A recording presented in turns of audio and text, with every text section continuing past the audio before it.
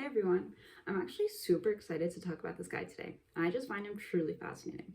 Bizarrely enough, what this composer is best known for is getting into a fight over aesthetics with another composer, which not only marked his career but also influenced our understanding of him today.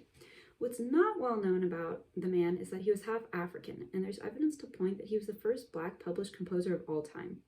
What's more is that he was ordained a priest only to later renounce Catholicism, get married, and become a Protestant. If that doesn't fascinate you, I'm not sure what will. So let's jump right in and look at the life, works, and legacy of Vicente Lusitano, who unfortunately has no images on Google. Vicente was born in the city of Olivença in Portugal in the year 1522-ish, and it's quite possible that he learned about music in his home cathedral. However, his proximity to Evora, a center of musical learning at the time, makes it plausible that he studied with the Spanish choir master. In any case, he became a skilled musician and also a priest, and he eventually came into the service of Afonso de Lencastre, a Portuguese ambassador, whose relative also happened to be the Bishop of Portugal at the time.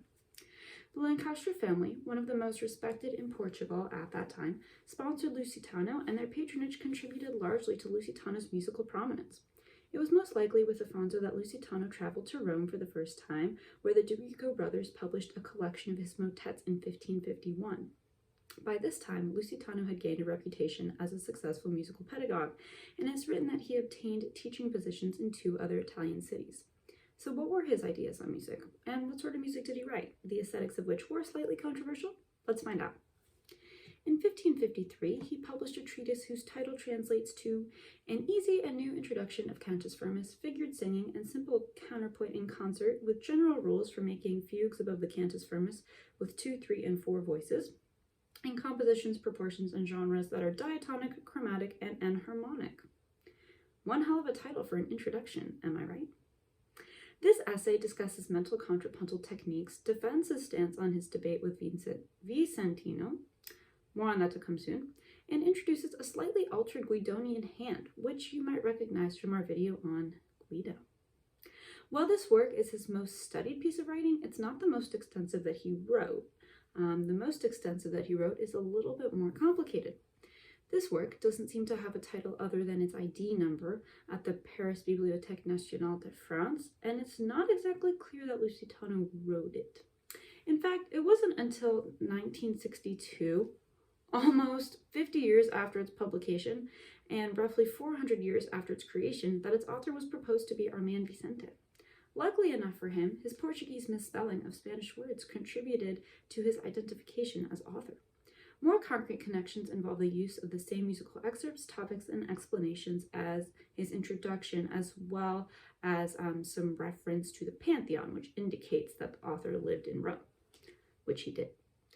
In any case, this work, containing over 200 musical examples, is the most thorough existing treatise on improvised counterpoint, the same topic as Lusitano's introduction, and according to one historian, serves as a key part of understanding the oral tradition of Renaissance art music.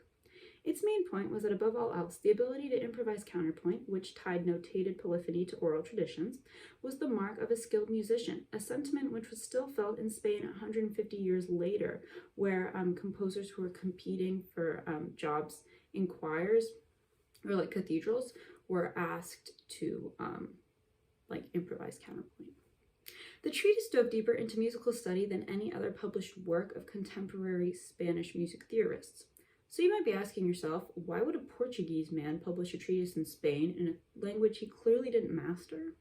For one, it was fairly popular in Portugal and Italy to publish works in Spanish, and second, it was easier to get a patron for a Spanish treatise rather than a Portuguese one.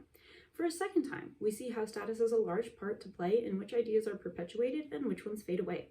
For the moment, though, I digress. Lusitano's motets and madrigals were the first of their kind published by Portuguese composers. In his motets, he used both religious and secular themes, which I find surprising coming from a priest. And most notably, for better or for worse, he was a lover of chromaticism. His motet, Eo me Domine, one of only 2 of his works that have been transcribed into modern notation, is a perfect example of his heavy use of chromaticism, but it was his motet, Regina Caeli, one with dense harmonies and busy parts, that most likely set off Italian composer Nicola Vicentino. Vicentino accused Lusitano of not knowing what he was doing with his dissonance, which sparked a debate between the 2 men that got so involved that a Vatican tribunal was called to rule on the argument. While they ruled in Lusitano's favor, Vicentino made it a life goal to drag down Vicente by publishing false records of the debate. And in one sense, he didn't get away with it because one of the Vatican judges called him out on his inaccuracies. But on the other hand, it worked because Lusitano's name was removed from his introduction, and the details that exist about him in most Western music textbooks today are based off of the somewhat biased opinions that Vicentino published. Some point after being disparaged by Vicentino, Lusitano gave up his Catholic faith, married a woman, became a Protestant, and moved to Germany in hopes of success. Not much is known about his life after this. He most likely died in 1561 at the ripe old age of 40-ish. So after a jam-packed 4 decades, what sort of legacy did, or rather didn't, he leave? He's not an often talked about guy.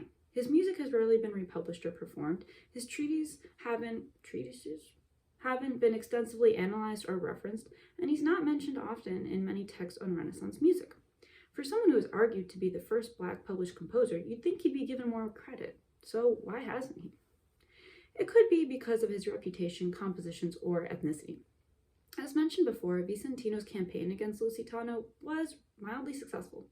It's funny, though, that many of Vicentino's own compositions ended up showcasing chromatic techniques employed by the man he sought to destroy. It's also possible that his music just wasn't well liked.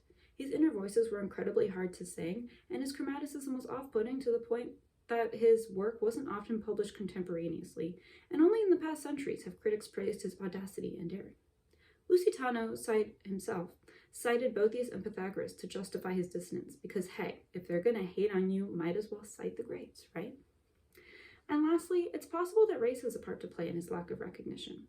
In the 1520s, Blacks could assimilate into Italian society, but they weren't fully accepted, and race relations at the time were such that he was probably only a couple generations away from slavery. As a mixed individual, Lusitano most likely faced prejudice and bias throughout his life.